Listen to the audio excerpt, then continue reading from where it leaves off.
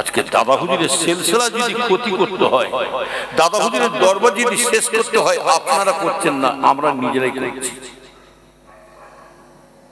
দাদা হুজুরের সিলসিলা যদি ক্ষতি করতে আমরা ক্ষতি করছি। এই কোন চাচা কোন চাচতো হয় কি করছে দেখবি, আপনি পাগলামো করবি, মার খেয়ে মরবি, বিতাল করবি, আর মুরিদানকে সে মুরিদান পাস। এরা দাদা আপনাদের হাত জোর করে বলছি, দুটো জিনিস মানা করে যাচ্ছি, দুটো জিনিস আপনাদেরকে বলে যাচ্ছি। পীরের আওলাদ বিভিন্ন রকম অনেক কিছু বলবে। এখন নতুন নতুন কয়েক বছর ধরে শোনা যাচ্ছে, আমাদের মধ্যে শুরু হয়েছে। ওই যে ছোট হুজুর কেবলার কথাটা মনে রাখবেন। ছোট হুজুর কেবলা বলতেন, বাবা নবীর বেটা যদি কাফের হতে পারে, নবীর ছেলে চার ছেলে, কয় ছেলে? হাম শাম ইয়াফেজার কিনান, হাম শাম ইয়াফেজার কিনান। বাবা নবীর বেটা কিনান যদি কাফের হতে পারে, আমার 21টা ছেলে সব ছেলে ভালো হবে, তার মানে আল্লাহ যাকে হিদায়াত করবে সে হিদায়াত হবে না, গুমরাহ হয়ে পড়বে। হুজুরের ছেলে বলে যা ইচ্ছা তাই বলে যাব, যা ইচ্ছা তাই শুনে যাব, সেদিন চলে গেছে। আমার দাদু যেন বুড়ি কোনো বুঝতে শিখছে। তবে যারা উল্টো পাল্টা করবে, এই চোখ থাকতে কানা হয়ে যাবে। চোখ থাকতে কি বললাম, দেখো যেন না দেখে, আর কান থাকতে কালা হয়ে যাবে, আর মুখ থাকতে বোবা হয়ে যাবে। যখনই দেখবেন আমার পীরের সাথে মিল খাচ্ছে না, আবু বকরের সাথে কোনো কথা বলবেন না, গালাগালি কিচ্ছু বলবেন না, বাজে ভাষা বলবেন। কেননা যদি মুরিদ হয়ে থাকেন তাহলে এইটাই মাথায় রাখবেন, আমি আবু বকরের মুরিদ। ওপরে থুতু ফেললে কার গায়ে পড়বে, এর কথা বলে নিয়ে নিয়ে কাকে গাল দেন, কাকে ছোট বড় কথা বলবো, ওকে বলা মানে আমার পীরের গায়ে টাচ আছে। ওই ওসিয়ত মেনে চলুন। দাদা হুজুর লিখে গেছেন, আমার মত পথে যারা বেলাইনে চলবে বাবা, তাদের কাছে তোমরা সতর্ক থাকবে। কেন সে নিজে গুমরা হচ্ছে, আপনাকে কথা বলেন না, আর হাত জোর করে বলছে। ফুরফুরা শরীফ আপনার আমাদের পীরের একটা হাক্কানি দল, কি সারা জায়গায় নাম ছড়িয়ে আছে না নাই, জোরে বলুন। আমার পীরের আল্লাহ পাকের রহমত, আমার পীরেদের সম্মান আছে না নাই, জোরে বলুন। বাপের মায়ের ইজ্জত যদি রাখতে হয় ছেলেরাই রাখবে, আর বাপ মাকে যদি বেউজিতি করতে হয় নিজের ছেলেরাই বেউজিতি করবে। আজকে দাদা হুজুরের সিলসিলা যদি ক্ষতি করতে হয়, দাদা হুজুরের দরবার যদি শেষ করতে হয়, আপনারা করছেন না, আমরা নিজেরাই করছি। দাদা হুজুরের সিলসিলা যদি ক্ষতি করতে আমরাই ক্ষতি করছি, আপনাদের হাত জোর করে বলছি, ফুরফুরা শুনবে, মেয়ে ছেলে বিয়ে যাবেন না। যেখানে 8-10 বছর মেয়ে মানুষ ঢুকতে পারত না, সেখানে এখন ধুমড়ো ধুমড়ো মেয়ে বিয়ে হচ্ছে। যতগুলো মেয়ে মানুষ উঠছে জানবে, এটা লিখে রেখে দাও, প্রত্যেকটা মেয়ে মানুষ জানবে, বিহায় মতো যারা ঘুরছে, বেপর্দা মতো ঘুরছে, গায়ে মাথায় কাপড় নাই, মুখ খুলে ঘুরছে, জানবে এরা পীরের দুয়া একটা নিয়ে পড়ে ঢোকে না বাড়িতে, সব পীরের বদদুয়াকে ঘরে ঢুকে গেছে। এটাই মাথায় রাখবেন।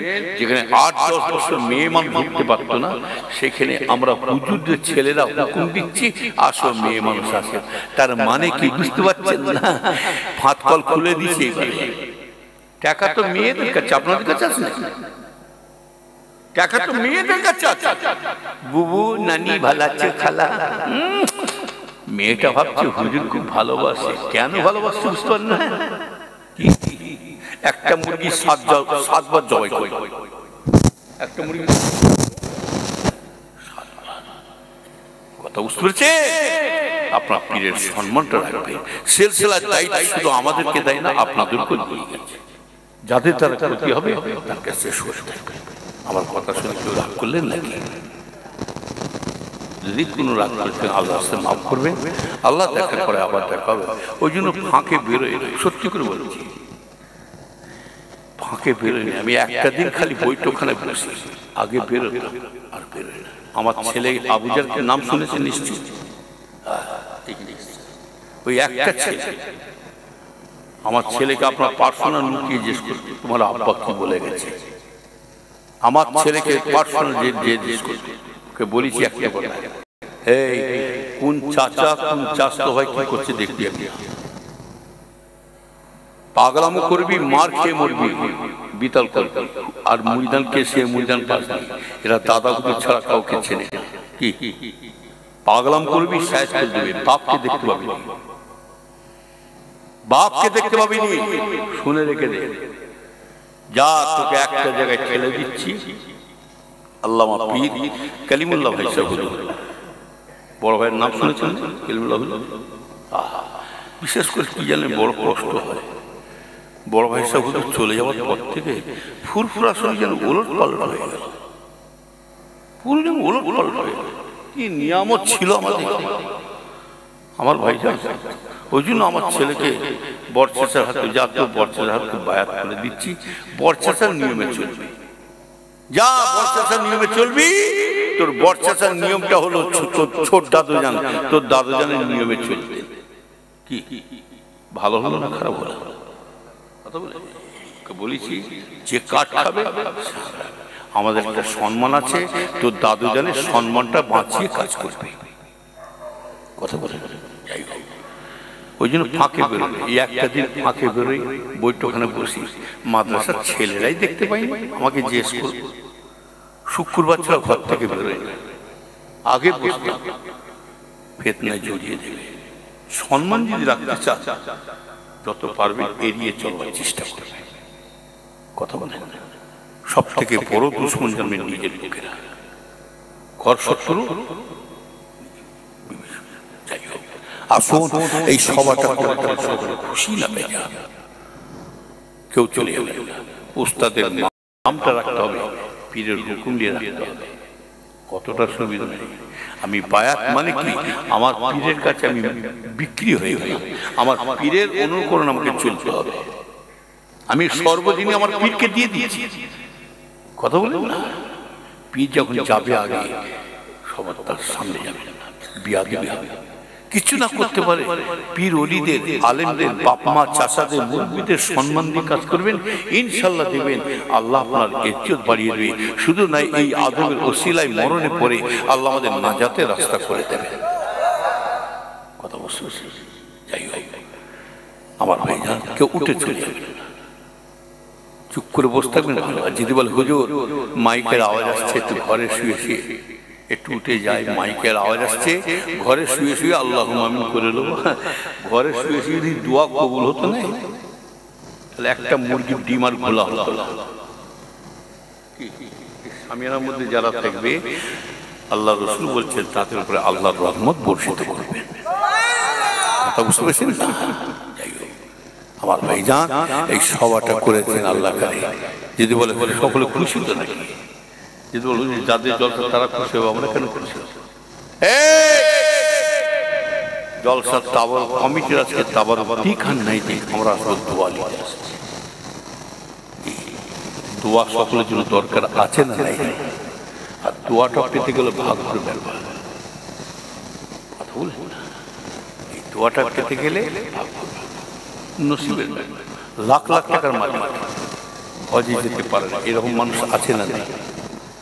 আর কোন রকমের সংসার চলতে গেলে হজে চলে যাচ্ছে, কোন রকমের সংসার চলছে হজে চলে যাচ্ছে।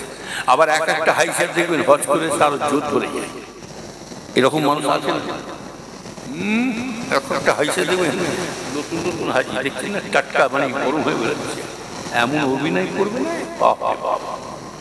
প্রথম প্রথম নতুন নতুন হাইসাব আসবে, এমন করে ঢুকবে যেন 3 দিনে পুনে ঢুকে পড়েছে।